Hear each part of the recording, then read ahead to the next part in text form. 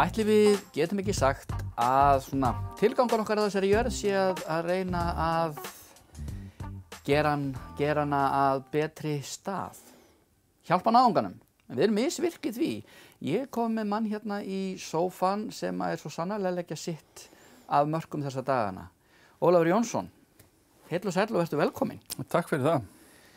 Nú veit ég að þú ert þessa dagana að safna hjólum, ert búin að safna þó nokkuð mörgum. Hvers vegna?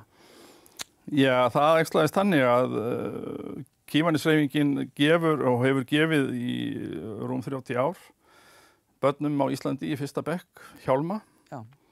Og við í hreyfingunni fregnuðum að á Bifröst í Borgarfirði væri hópur flóttabarna frá Úkraínu sem að væri hjálmlaust í rauninni og væri utan þessa kerfi sem að við förum eftir.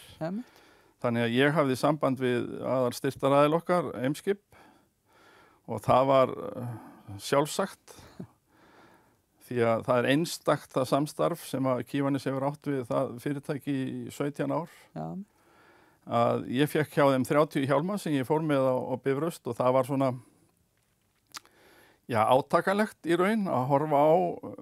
Þarna voru þessi hópur barna átti 8 hjól og flest af þeim voru fyrir kannski 2-3 ára og þegar að 10 ára barn fór að prófa að hjóla þá var það með hnén upp yfir höku og þannig að þegar ég fór þaðan í burtu þá svona bankaði í manni í hjartað að þannig væri hún kannski hægt að gera eitthvað meira. Þannig að ég auglýsti á Facebook til meðal vina minna þar og það hafði þau áhrif að það komu 12 hjól fyrsta daginn af öllum stærðum og nú þau orðin á milli 20 og 30. Þetta er dásamlegt framtak. Já, mér líður persónulega afar vel með þetta sem slíkt, sko. Þó að það eru farnir í þetta kannski ein vinnuvika í viðhald og ég hef lagt út fyrir kostnaði og það kom mér verður að segja afar mikið óvart þegar ég fór í kaupfélagið okkar á Króknum. Því að þar hafði verið gert við hjól og ég ætlaði að vita hvort að það leyndust einhverja leifar af varahlutum. Já. Nema þar fær maður bara einfaldlega allt, nema kannski grindina og gaffalinn og stýrið.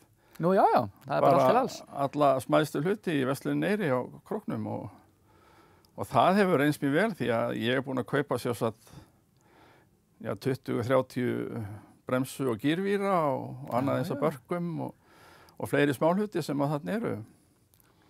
Þetta er svona, þetta er ekki stórar upphæðir en það er komin einhvers 30-40.000 krónur í þetta viðhald. Já. Síðan er bara stemt að því að þriðjudag miðvikudag í næstu viku að fara á Bifröst. Ég er búinn að ætlaði nú að fá hann að leigða en þegar maðurinn vissi hvaða tilefni var að þá lánaði hann mér stærðar en að kerru sem við ætlum að setja hjólin í og við ætlum að fara 3 Kívanisfélagar þarna suður en ég veit, sko, þetta eru hjól af öllum stærðum, allt frá því að vera sparkhjól og upp í 5 eða 6 fullorðins hjól. Já. Og það er náttúrulega örlítil hreyfing á þessu blessaða fólki. Já. Og maður sá þegar maður kom þarna að þetta hefur gengið í gegnum hluti sem maður getur ekki ímyndað sér í sínu lífi og sjá í raun gleðina hjá börnunum og þú veist frjálsræðið og þarna á Bifröst er náttúrulega bara einstakt umhverfi fyrir barnafjölskyldur. Dásamleg náttúra og allt opið. Já, og þarna til dæmis fyrir börn að leika sér, þetta eru malbika götur og allt. Og þarna virðist vera sko eingöngu mömmur og ömmur með þessum börnum. Og þetta er einhvers staðar á milli 30-40 börn af einhverjum 80 manna hópi. Já. Og það er svona hreyfing á þessu, sumt fólk hefur snúið aftur út. Já. Það sem átti heima nær Póllandi, það sem ekki er barist lengur. Og annað, svo er að koma fleira fólk þarna upp yfir, skils mér. Hann heitir Þorvaldur hjá Rauða krossinu sem að ég hef verið í tengslu við þarna. Já. Og þá að koma þarna einhver hópur sem að hefur dvalið á Hótel Sögu sem ekki hafa fundið sér húsnæði á leigu og komist í vinnu í Reykjavík. Einmitt. Nú fjöldi af þessum ungu konum jafnt sem öldnum þarna eru komið í vinnu. Já. Bæði á Bifröst og niður Borgarfjörðin. Dásanlegt. Þannig að þetta já, það má eiginlega segja sko að samfélagið í Borgarfirði tekur gríðarlega vel á móti þessu fólki. Já. Og svo kemur bara maður norðan á landi með fullt af reiðhjólum handaðin. Ég hef allatíð verið meðvitaður að rétta þeim sem minna mega sín aðstoð. Heyrðu, Ólafur, ég held að þetta séu frábær lokaorð. Hérna bara hjartans þakkir fyrir þitt og þitt ásvonlega framlag og allra allsýns fólks.